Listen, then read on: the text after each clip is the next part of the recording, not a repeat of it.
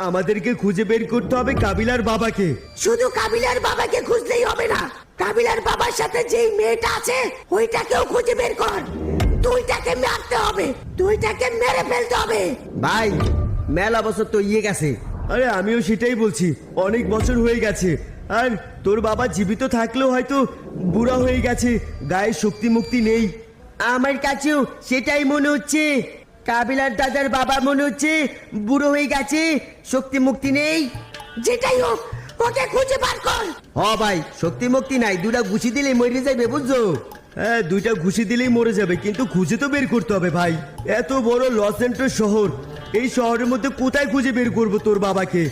আমার মাথায় ঢুকছে না। ঠিক আছে, আমরা তাহলে আজকে বের হচ্ছি। দেখি কিভাবে খুঁজে বের করা যায়।